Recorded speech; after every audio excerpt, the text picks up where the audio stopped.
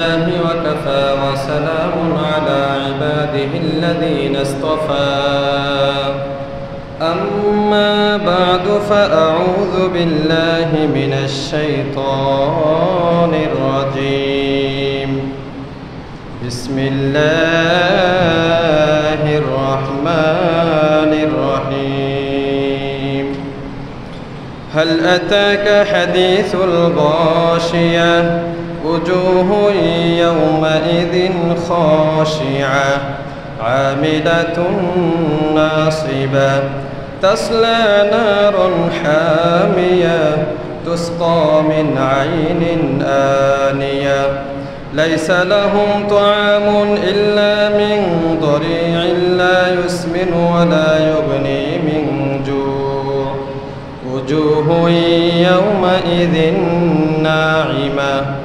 لسعيها راضية في جنة عالية لا تسمع فيها لاغية فيها عين جارية فيها سرر مرفوعة وأكواب موضوعة ونمارق مصفوفة وزرابي مبثوثة وقال تعالى في شان حبيبه ومحبوبه إن الله وملائكته يصلون على النبي يا أيها الذين آمنوا صلوا عليه وسلموا تسليما اللهم صل على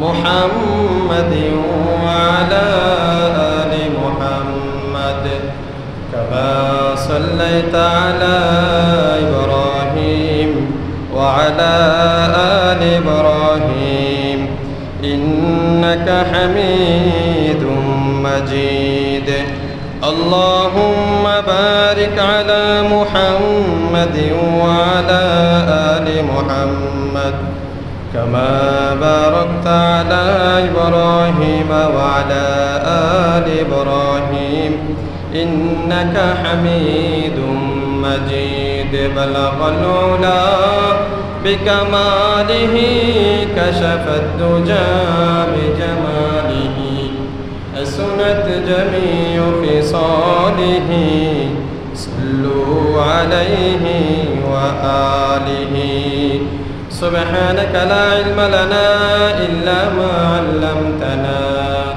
إنك أنت العليم الحكيم اللهم إني أعوذ بك من شر سمعي ومن شر بصري ومن شر لساني ومن شر قلبي ومن شر مني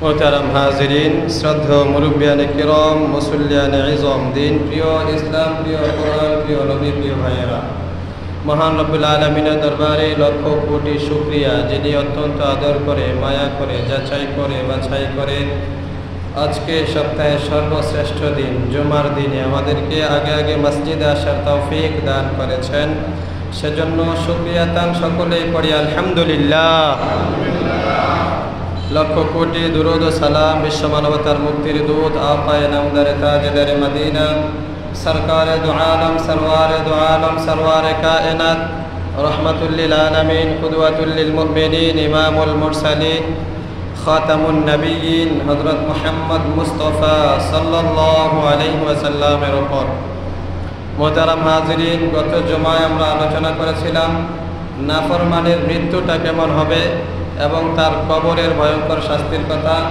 হাসরের ময়দান এবং জাহান্নামের আর ভয়ঙ্কর শাস্তির ব্যাপারে আলোচনা হয়েছিল আজকে আমরা আলোচনা করব একজন নেককার ঈমানদারের মৃত্যুটা কেমন হবে কতটা সহজ হবে এবং তার কবরে জান্নাতে তার কীরকম নাজ নেয়ামতের ব্যবস্থা রয়েছে এ সম্পর্কে আলোচনা করব ইনশাআল্লাহ রব্বুল আলামিন পবিত্র কুরআনুল কারিমে জাহান্নামী এবং জান্নাতি উভয়ের দৃষ্টান্তটা পেশ করেছেন।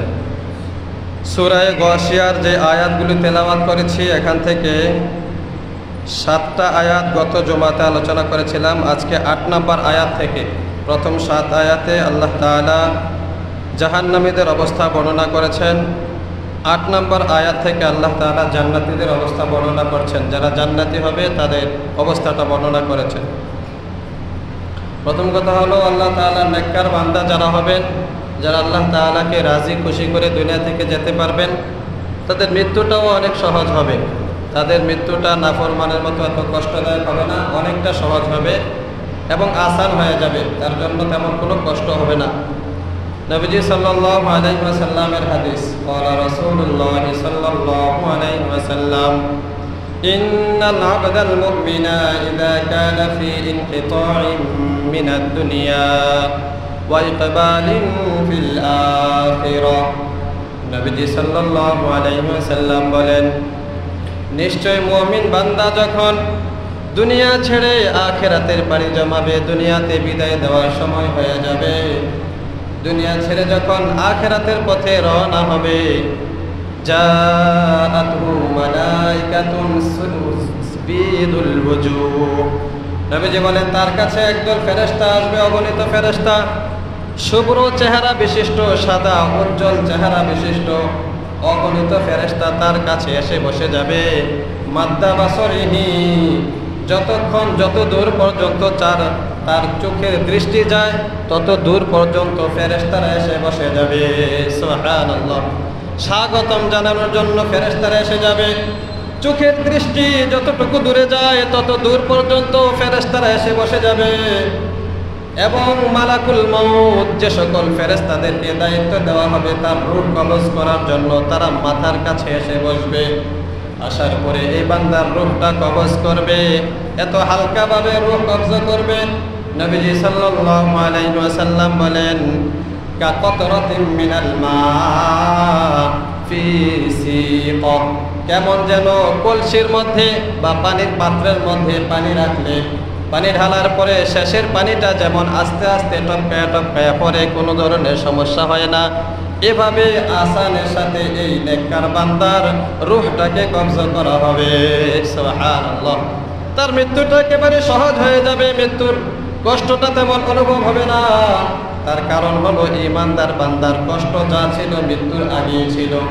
ঈমানদাররা মৃত্যুর আগ পর্যন্ত কষ্ট করবে, মৃত্যু থেকে নিয়ে পরবর্তী জিন্দেগি নেককার বান্দাদের জন্য আর কষ্টকর হবে না, সহজ হয়ে যাবে মৃত্যুটা।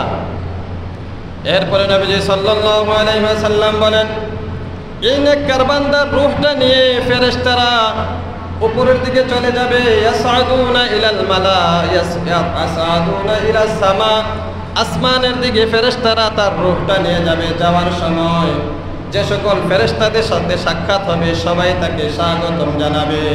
সুবহানাল্লাহ।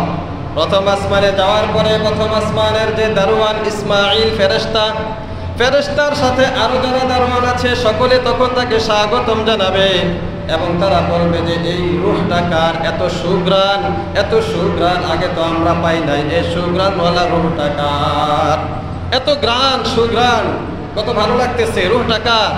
বলা হবে অমুকের ছেলে অমুকের রূহ, অমুকের ছেলে অমুকের রূহ, অমুক এলাকার অমুকের ছেলে অমুকের রূহটা নিয়ে এসেছি। এভাবে প্রথম আসমান, দ্বিতীয়, তৃতীয়, চতুর্থ, পঞ্চম, ষষ্ঠ, সপ্তম আসমানে যাওয়ার পরে রব্বুল আলামিন তখন আরশে আজিম থেকে তখন বার্তা পাঠাবেন যে আমার এই বান্দার রূহটাকে ইল্লিয়িনের মধ্যে রেখে দাও। নেককার বান্দাদের রূহ থাকে ইল্লিয়িনের মধ্যে রব্বুল আলামিন বলে তার আমলনামাগুলো রেখে দাও আর তার রূহটাকে পাঠিয়ে দাও তার কবরে। আমরা দুনিয়াতে নেককার বান্দাকে গুরুস্থানে রেখে আসি, গাছতলায় বাসতলায়, এবার আল্লাহ তাআলা রূহটাকে আবার তার দেহে পাঠাইয়া দেবেন। আমলনামা যেটা ছিল নেক আমলনামা, এটাকে আল্লাহ তাআলা ইল্লিয়িনের মধ্যে রেখে দেবেন। জাহান্নামীদের আমলনামাটা ছিল সিজ্জিনের মধ্যে, আর জান্নাতীদের আমলনামাটা রাখা হবে ইল্লিয়িনের মধ্যে। যখন রূহটাকে আল্লাহ তাআলা কবরে পাঠিয়ে দিবেন, এরপরে কবরে যখন তার রূহ দিয়ে দেওয়া হবে, জাতু, তার কাছে তখন ফেরেশতারা আসবে, মালাকান, দুইজন ফেরেশতারা আসবে। ফায়ুজলিসানিহি ওয়া ফি রিওয়ায়াতিন ফায়ুকঈদানিহি, নবীজি বলেন তাকে তখন দুইটা ফেরেশতা এসে বসাইবে গোরস্থানে, কবরস্থানের ভিতরে, কবরের ভিতরে। বসানোর পরে তাকে প্রশ্ন শুরু করবে, আমার রব্বুকা, তোমার রবকে? নেককার বান্দা হাসিতে খুশিতে বলে ফেলবে, রব্বি আল্লাহ, আমার রব হলো আল্লাহ। কোনো টেনশন থাকবে না। জিজ্ঞাসা করা হবে, ওমা দীনুকা, ধর্ম কি? বলবে যে দীনি আল ইসলাম, আমার ধর্ম ইসলাম। ওমান হাযার রাজুলুল্লাযী বুইসা ফীকুম, এই লোকটাকে যাকে পাঠানো হয়েছিল তোমাদের কাছে। বলবে হাযা নাবিয়ুনা মুহাম্মদ সাল্লাল্লাহু আলাইহি ওয়াসাল্লাম, তিনি হলেন আমাদের নবী মুহাম্মদ সাল্লাল্লাহু আলাইহি ওয়াসাল্লাম। কোনো সমস্যা হবে না, তিনটা প্রশ্নের উত্তর সাথে সাথে দিয়ে দিবে। চতুর্থ প্রশ্ন করা হবে, কিভাবে তুমি জানতে পারলা, এগুলা কিভাবে শিখলা? তখন বান্দা বলবে যে ইন্না ক্বরানাল কুরআন, ইন্নী ক্বরাতুল কুরআন ওয়া আমানতু বিহি, নিশ্চয় আমি পৃথিবীতে থাকতে কোরআন তেলাওয়াত করেছিলাম, কোরআন পড়েছি এবং আমি কোরআনের প্রতি বিশ্বাস রেখেছি, এই কারণে আমি জানতে পেরেছি। কারণ কোরআনের মধ্যে আছে ওয়া ইলাহুনা ওয়া ইলাহুকুম ওয়াহিদ, তোমাদের ইলাহ, তোমাদের রব হলেন একমাত্র আল্লাহ। সুবহানাল্লাহ। কোরআনের মধ্যে আছে ইন্নাদ দীনা ইনদাল্লাহিল ইসলাম, একমাত্র ধর্ম আল্লাহ তাআলার কাছে গ্রহণযোগ্য যেটা, সেটা হলো ইসলাম। অতএব আমার ধর্ম ইসলাম। কোরআনের মধ্যে আছে ওয়ামা মুহাম্মাদুন ইল্লা রাসূল, মুহাম্মদ সাল্লাল্লাহু আলাইহি ওয়াসাল্লামের পরিচয় কোরআনের মধ্যে আছে, কোরআন থেকে জেনেছি। এবার রব্বুল আলামিন তখন আওয়াজ দিয়ে বলবেন, সাদাকা আবদি, আমার বান্দা সত্য বলেছে। ও ফেরেশতারা, এবার আমার বান্দার জন্য আসল ব্যবস্থা করো। কি একটা জামা পরে, কাপড় পরে দুনিয়া থেকে এসেছে, ও ফেরেশতারা এবার তার এই জামাটা পাল্টায়া দাও। ওয়ালবিসু লাহু মিনাল জান্নাহ, জান্নাত থেকে তার পোশাকের ব্যবস্থা করে দাও। সুবহানাল্লাহ। জান্নাতি পোশাক পরিয়ে দেওয়া হবে। রব্বুল আলামিন বলবেন ওয়াফরিশুহু মিনাল জান্নাহ, জান্নাতের বিছানা তাকে বিছিয়ে দাও। ওয়াফতাহু লাহু বাবাম মিনাল জান্নাহ, জান্নাত থেকে একটা দরজা তার কবর বরাবর খুলে দাও। তার কবর আর জান্নাতের মধ্যে যেন একটা কানেকশন হয়ে যায়। সুবহানাল্লাহ। জান্নাতীদের কবর আর জান্নাতীদের কবর আর জান্নাত একটা দরজার মাধ্যমে একসাথে দেখা যাবে। এবার জান্নাতীরা সেখান থেকে জান্নাতের বাতাস পাইতে থাকবে, নাজ নেয়ামতের সুঘ্রাণ পাবে। নবীজি সাল্লাল্লাহু আলাইহি ওয়াসাল্লাম বলেন, নেককার বান্দা জান্নাতের যখন দৃশ্য দেখবে, আল্লাহ তাআলা তাকে জান্নাতের হুরগুলো দেখাবেন। এবার সে হুরদেরকে ধরতে যাবে। হুর মানে জান্নাতের স্ত্রী, যাদেরকে ঈমানদারদেরকে যাদেরকে দেওয়া হবে, যে স্ত্রীগণকে। নবীজি সাল্লাল্লাহু আলাইহি সাল্লাম বলেন, এবার নেককার বান্দা চাইবে হুরদের কাছে যাইতে, হুরদেরকে ধরতে। রব্বুল আলামিন বলবেন, নাম কা নাউমিল আরুস, এখন তুমি ঘুমাও, এখন সেখানে যাওয়ার সময় হয় নাই, বরং যেদিন যাওয়ার সময় হবে তোমাকে ঘুম থেকে জাগ্রত করা হবে। সুবহানাল্লাহ। নাম কা নাউমিল আরুস, নবদুলহানের মতো, নতুন জামাইয়ের মতো বাসর ঘরে যেমন নতুন জামাই ঘুমায়, আজকে তুমি এমন আরামে ঘুমিয়ে থাকো। লা ইউকিদুহু ইল্লা আহাব্বাহু, নতুন জামাইকে, নবদুলহানকে কেউ জাগ্রত করে না তার প্রিয়তম ছাড়া। আজকেও তুমি কবরে ঘুমিয়ে থাকো, জাগানোর সময় হলে আমি রব্বুল আলামিন তোমার প্রিয়তম হয়ে আমি তোমাকে জাগিয়ে দেব। সুবহানাল্লাহ। আজকে ঘুমাও, জাগ্রত হওয়ার সময় হলে আমি তোমাকে জাগিয়ে দেব। কবরের জিন্দেগিটা এভাবে কেটে যাবে আরামের সাথে। হাশরের ময়দানে ওঠানো হবে ঈমানদার বান্দাদেরকে, সেখানেও কোনো পেরেশানি থাকবে না। জান্নাতের ফয়সালা যখন হয়ে যাবে, রব্বুল আলামিন বলেন, তাদের জন্য যখন জান্নাতের ফয়সালা হয়ে যাবে, জান্নাতে নিয়ে যাওয়ার কথা বলা হবে। ফেরেশতাদেরকে বলা হবে, ওয়াসিকাল্লাযীনা তাকাউ রাব্বাহুম ইলাল জান্নাতি যুমারা। রব্বুল আলামিন বলেন, যখন মুত্তাকি বান্দাদেরকে, যারা আল্লাহকে ভয় করে দুনিয়াতে চলেছিল, নেককার ছিল, এদেরকে যখন দলে দলে জান্নাতের দিকে নিয়ে যাওয়া হবে, হাত্তা ইযা জাউহা, যখন জান্নাতের কাছাকাছি চলে আসবে, ওয়াফতিহাত আবওয়াবুহা, জান্নাতের দরওয়াজা সমূহ খুলে দেওয়া হবে।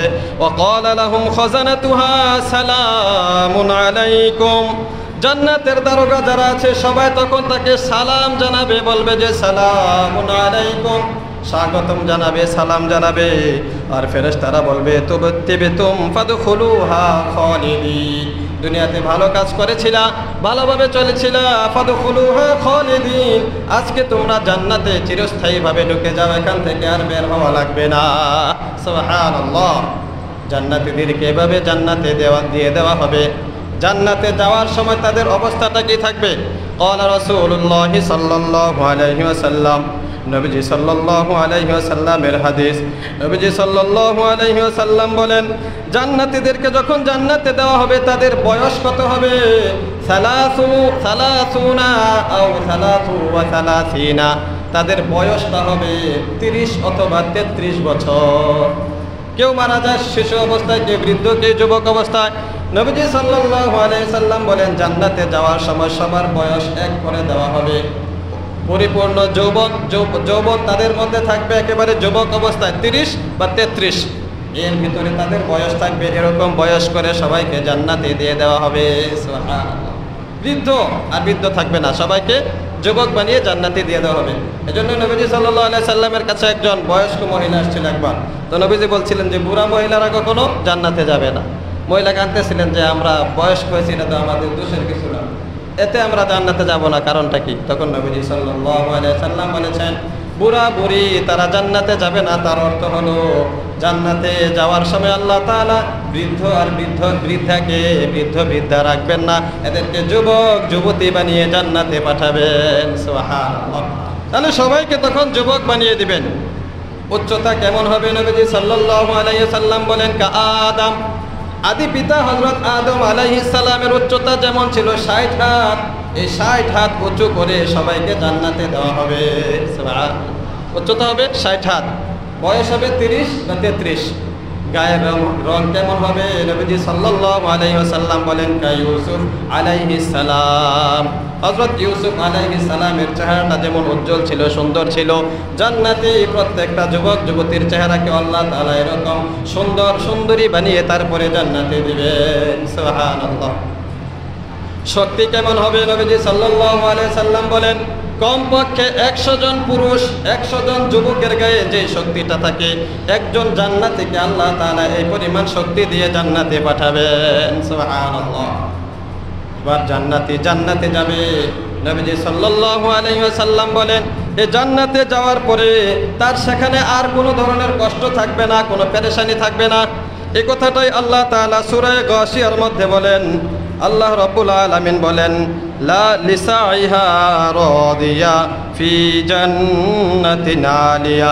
রাব্বুল আলামিন বলেন, ওযুহু ইয়াউমাইযিন নাঈমা, অনেক চেহারা সেদিন আনন্দিত থাকবে, খুশিতে থাকবে তারা।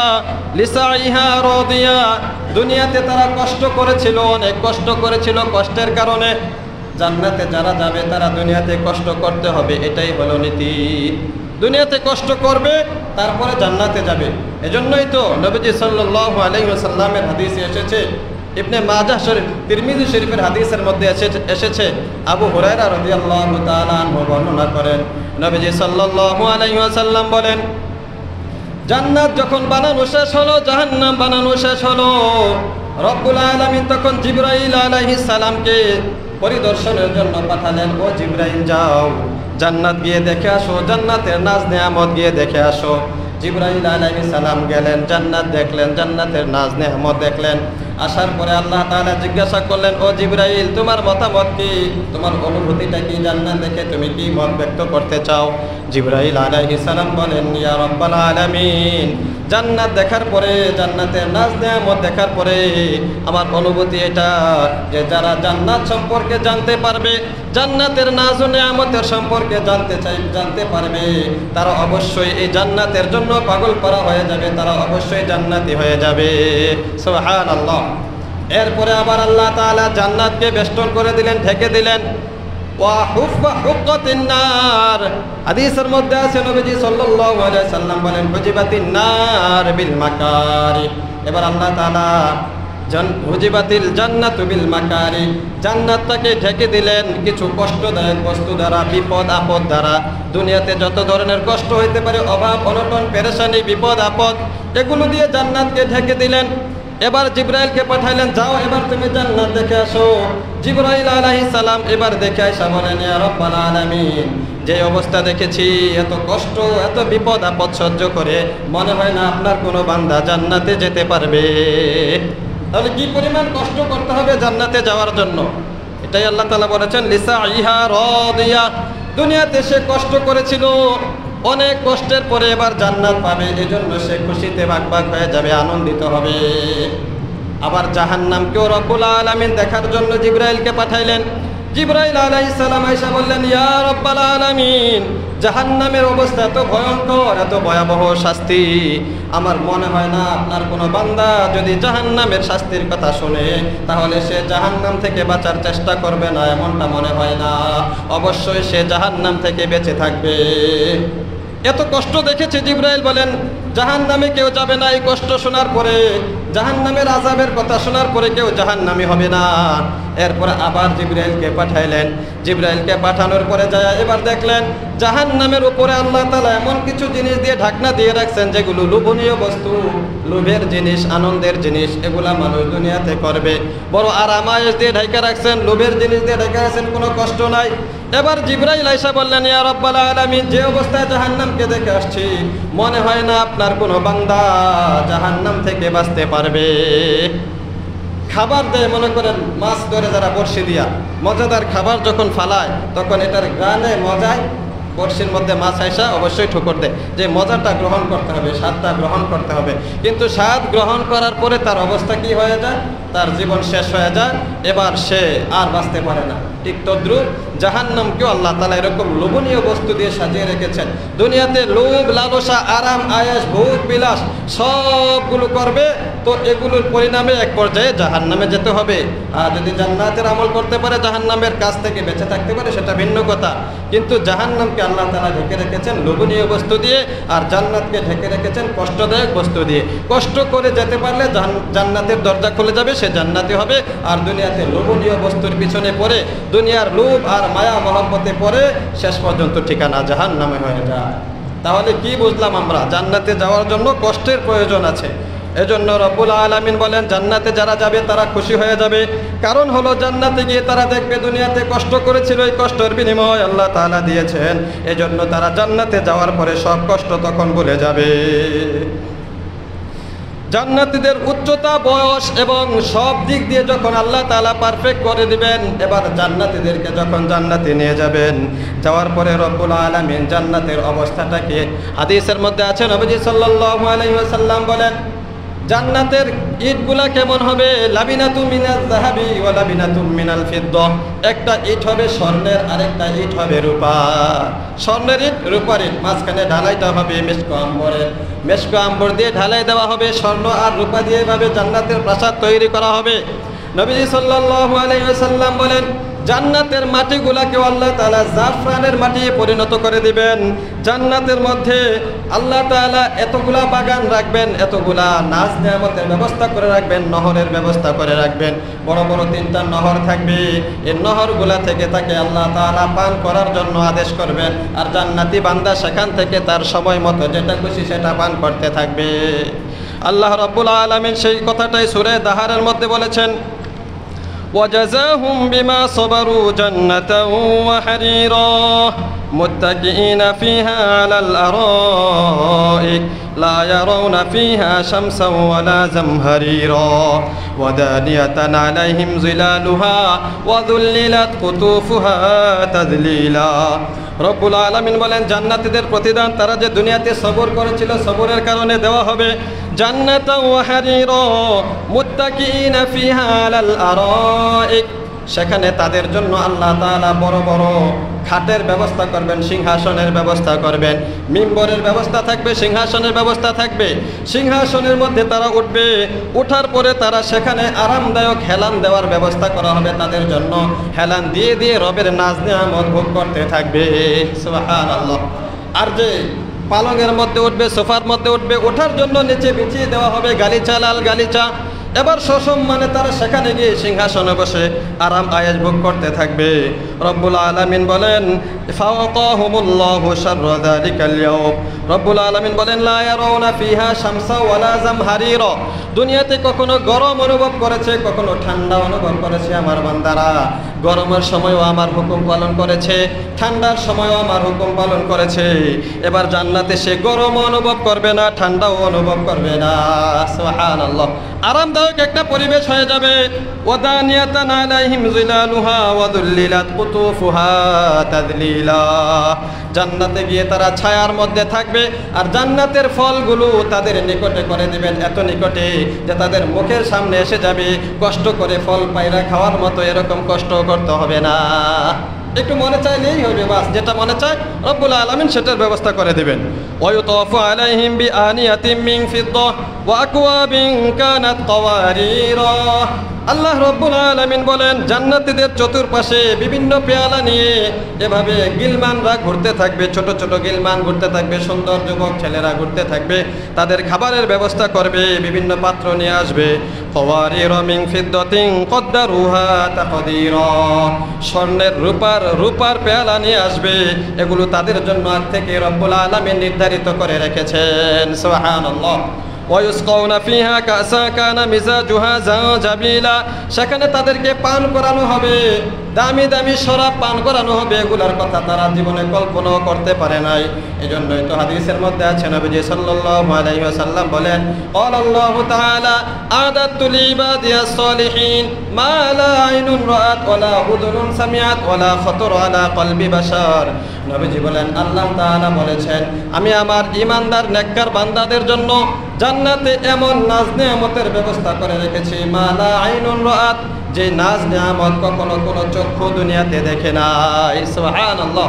দেখে নাই দুনিয়াতে এরকম নেয়ামত, কল্পনাও করতে পারে নাই। ওয়ালা উযুনুন সামিআত, কোনো কান এমন নাই যে কান জান্নাতের নাজ নেয়ামতের হুবহু বর্ণনা শুনেছে।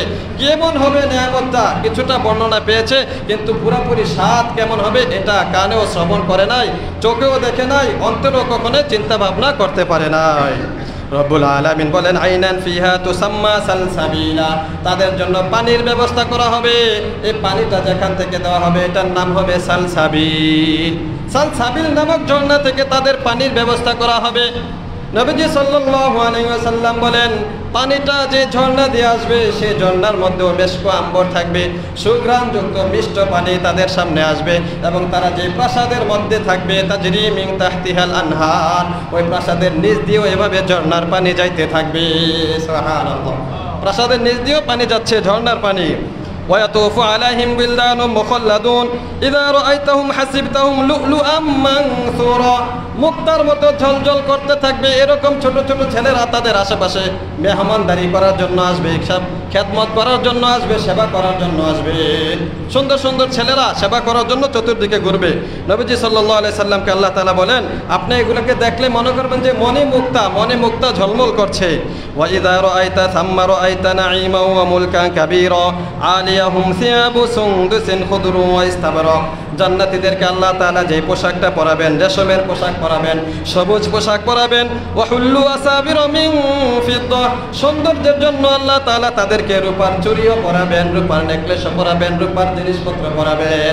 দুনিয়াতে পুরুষদের জন্য মহিলাদের সাজসজ্জা হারাম, স্বর্ণ ব্যবহার করাও হারাম ছিল, কিন্তু আল্লাহ তাআলা জান্নাতে তাদের সাজসজ্জার ব্যবস্থা করে দেবেন। সেখানে আল্লাহ তাআলা এই ধরনের কিছু পরিয়ে দিবেন, তখন জান্নাতীরা আরও আনন্দ তাদের বেড়ে যাবে।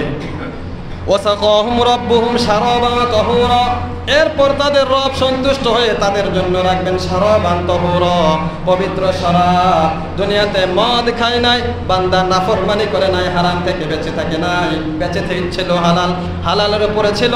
আল্লাহ তাআলা জান্নাতে এবার তার জন্য নাজ নিয়ামতের আরাম আয়েশের ব্যবস্থা করে দিবেন, পবিত্র পবিত্র শরাবের ব্যবস্থা করে দিবেন। এরপরে তাকে বলা হবে ইন্না হাযা কানা লাকুম জাযাআ ওয়া কানা সা'য়ুকুম মাশকুরা, এটা হলো তোমার প্রতিদান। দুনিয়াতে তুমি কষ্ট করেছিলা, এই প্রতিদান আজকে তোমাকে দেওয়া হলো। তোমার প্রতিদানকে আল্লাহ তাআলা মেনে নিয়েছেন, এই প্রতিদান তোমার কষ্টকে আল্লাহ তাআলা মেনে নিয়েছেন, এই কষ্টের বিনিময়টা আল্লাহ তাআলা এখানে তোমাকে দিয়েছেন। রব্বুল আলামিন এভাবে জান্নাতীদেরকে আপ্যায়ন করতে থাকবেন। রব্বুল আলামিন সূরা গাশিয়ার মধ্যে বলেন ফি জান্নাতিন আলিয়া, বড় বড় আলিশান জান্নাতে থাকবে, আলিশান বিল্ডিং এর মধ্যে থাকবে, তারা দালানের মধ্যে থাকবে। লা তাসমাউ ফিহা লাগিয়া, সেখানে কোনো ধরনের অহেতুক কথা শুনবে না, গালিগালাজ শুনবে না। দুনিয়াতে কত কটু বাক্য শুনতে হয়, কত মানুষের কত কথা শুনতে হয়। বিশেষ করে যারা হালালের উপর চলতে চায়, দুনিয়াতে একেবারে ভালোভাবে চলতে চায়, অনেক সময় অনেকের অনেক কথা শুনতে হয়, হয় কি না? অনেক কথা শুনতে হবে। রব্বুল আলামিন বলেন সেখানে আর তার কোনো কথা শুনতে হবে না, কেউ তাকে গালিও দিবে না, কটু বাক্য ব্যবহার করবে না। ফিহা আইনুন জারিয়া, সেখানে তার প্রবাহমান ঝর্ণা থাকবে। ফিহা সুরুরুম মারফুআ, উঁচু উঁচু খাট থাকবে, খাটের মধ্যে সে বসা থাকবে। ওয়াকওয়াবুম মাওদুআ, সামনে বিভিন্ন ধরনের পাত্র থাকবে।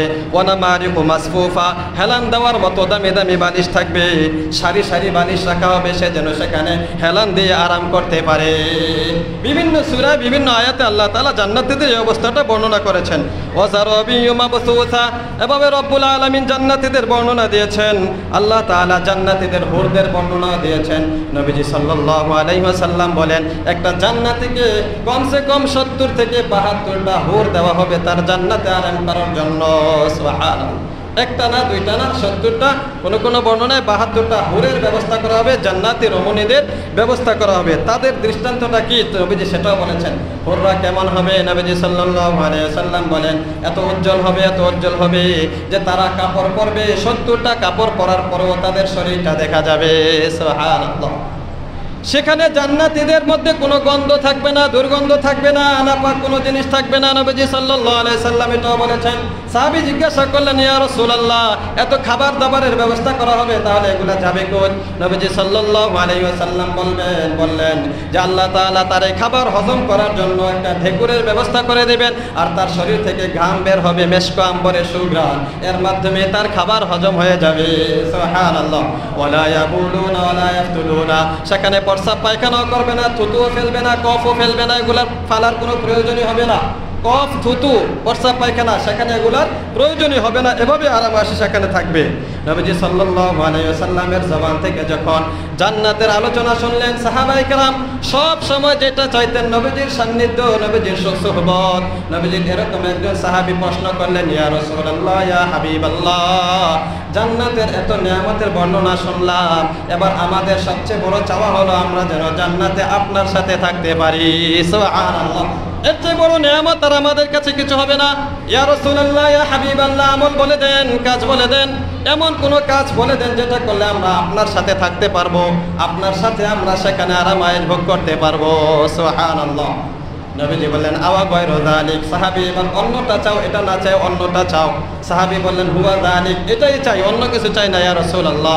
খেদমত করেছিলেন উনি নবীজি, তো নবীজি খুশি হয়ে বলেছিলেন সাহাবী তুমি আমার কাছে চাও, কোনটা চাইবা চাও।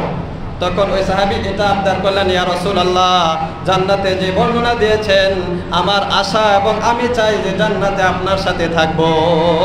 নবীজি সাল্লাল্লাহু আলাইহি ওয়াসাল্লাম বলেন ও সাহাবী আইন্নি বিযালিকা আলা কাসরাতিস সুজুদ, ও সাহাবী তুমি আমাকে এটার জন্য সহযোগিতা করতে পারো, অর্থাৎ আমার সাথে থাকার জন্য তোমাকে যে কাজটা করতে হবে সেটা হলো বিকাসরাতিস সুজুদ। বিকাসরাতিস সুজুদ, বেশি বেশি করে সিজদা করবা, বেশি বেশি করে সিজদা করবা, বেশি বেশি করে নামাজ পড়বা।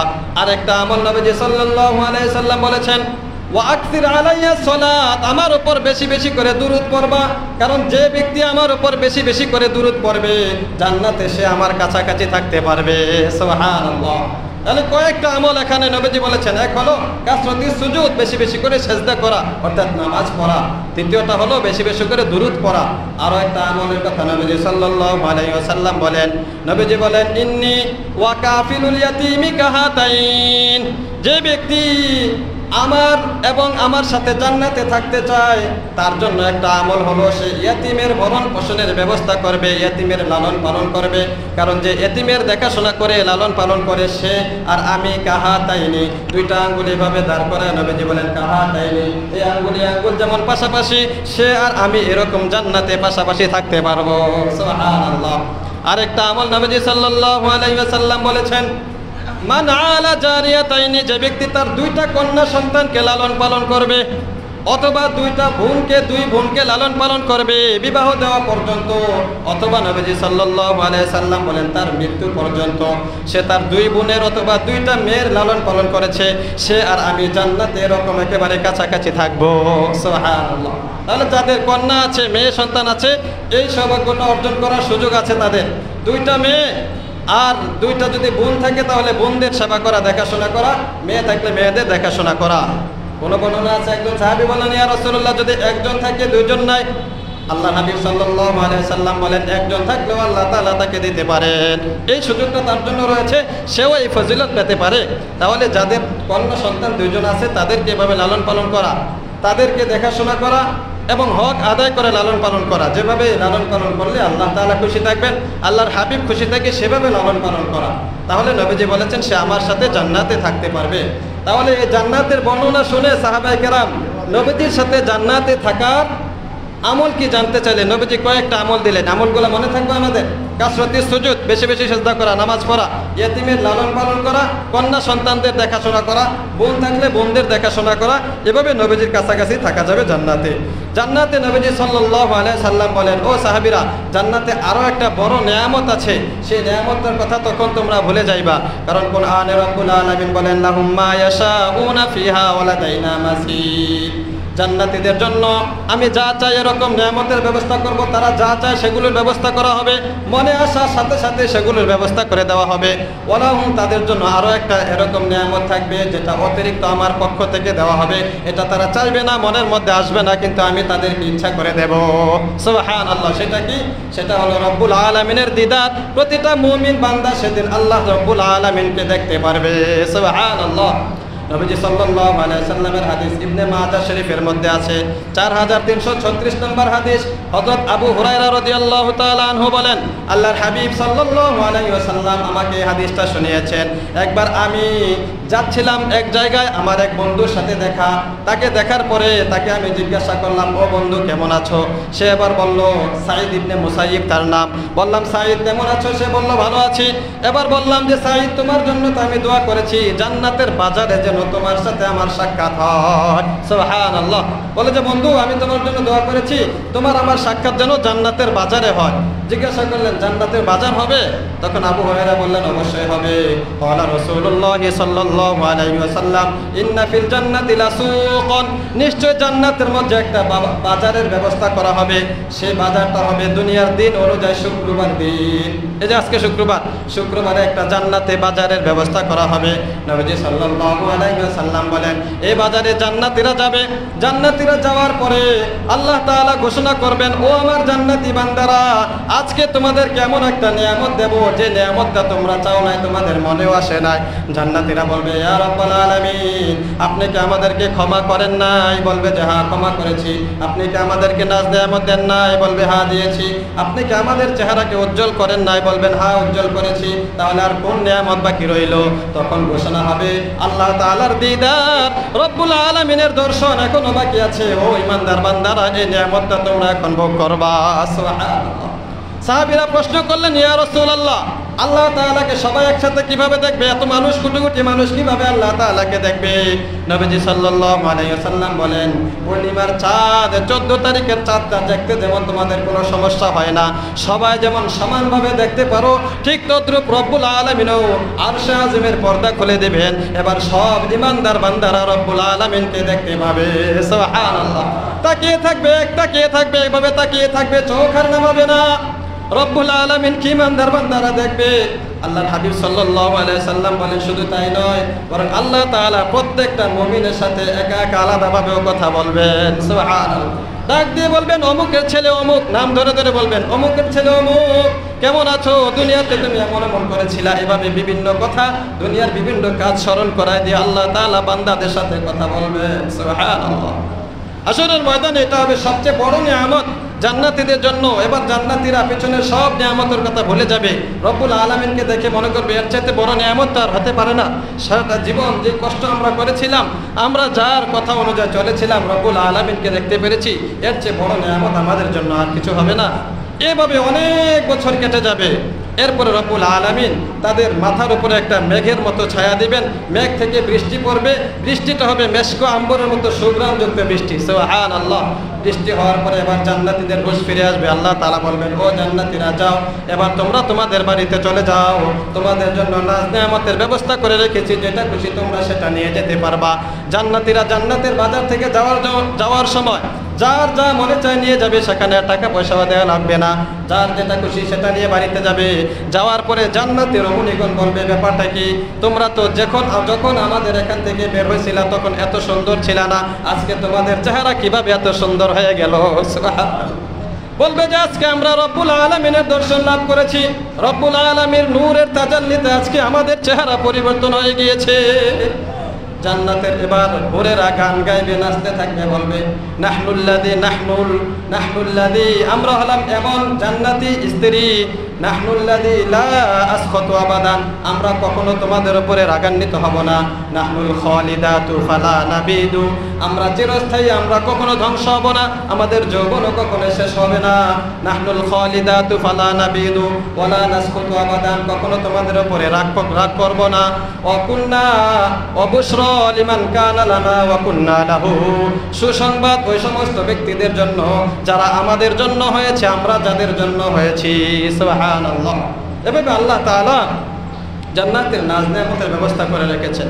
তো প্রিয় ভাই, এ ধরনের হাজারো নেয়ামতের কথা কোরআনের অসংখ্য আয়াতে, নবীজি সাল্লাল্লাহু আলাইহি সাল্লামের অসংখ্য হাদিসে এসেছে।